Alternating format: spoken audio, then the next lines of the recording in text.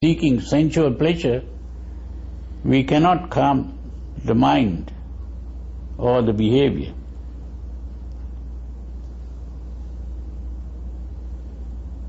So this is why this whole problem of existence can be solved only by going gradually.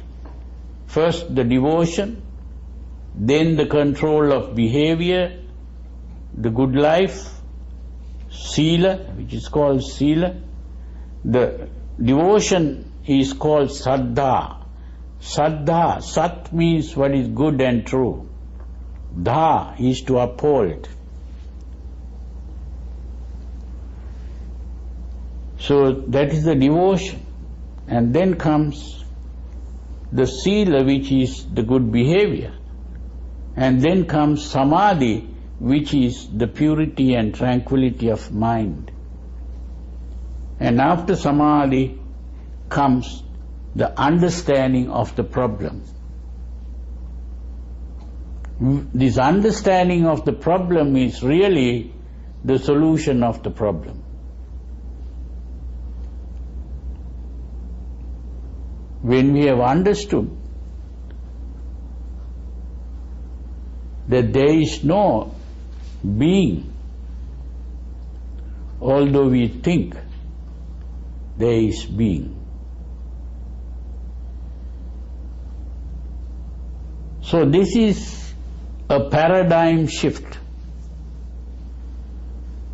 It's a paradigm shift. But in this process of becoming aware of this delusion,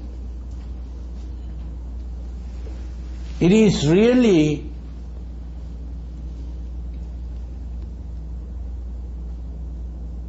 a maturity of our consciousness.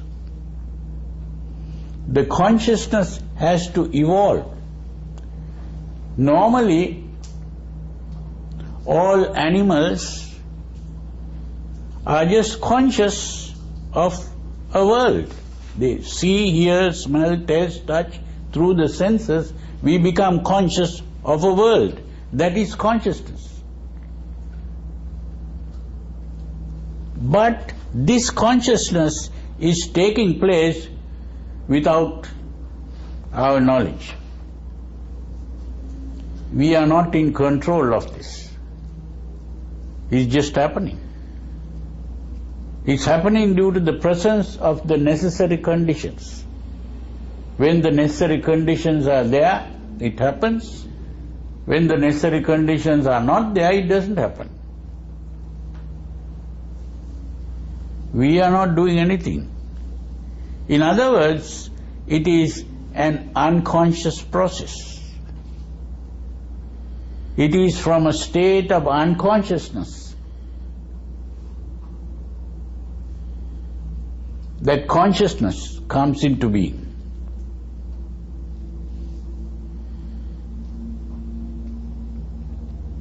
But that consciousness is actually what is called cognition. That is seeing, hearing, smelling, tasting, touching, thinking. This is cognition.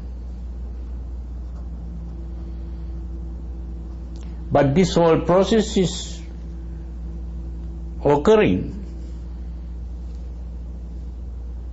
in an unconscious state. So, if we want to stop this process,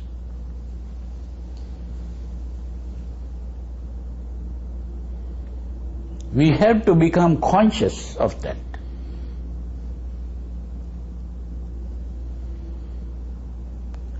It is only by becoming conscious of that that this process can be stopped.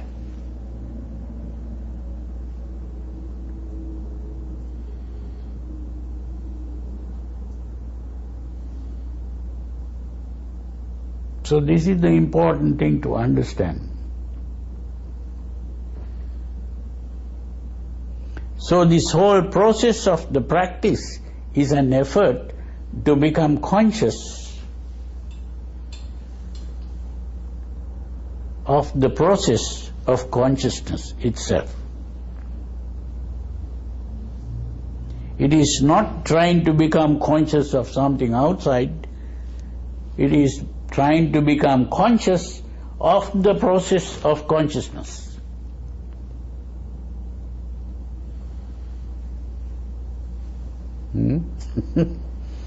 So that is the paradigm shift. So this paradigm shift cannot occur automatically. You have to go through that process, which has to be done consciously. The growth, this is the growth of consciousness. Consciousness grows fully only when consciousness has become conscious of itself.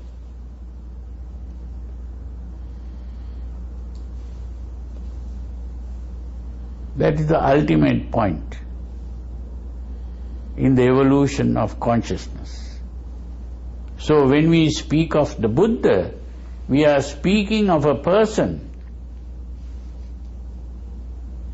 who has evolved to that highest level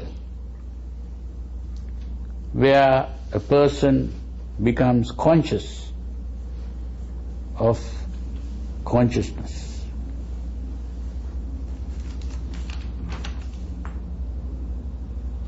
That is the meaning of nirvana.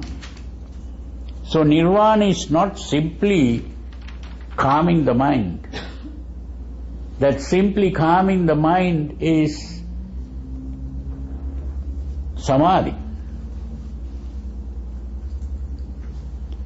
But when we speak of nirvana, we are speaking about the growth and evolution of the consciousness to the point where this consciousness becomes conscious of itself.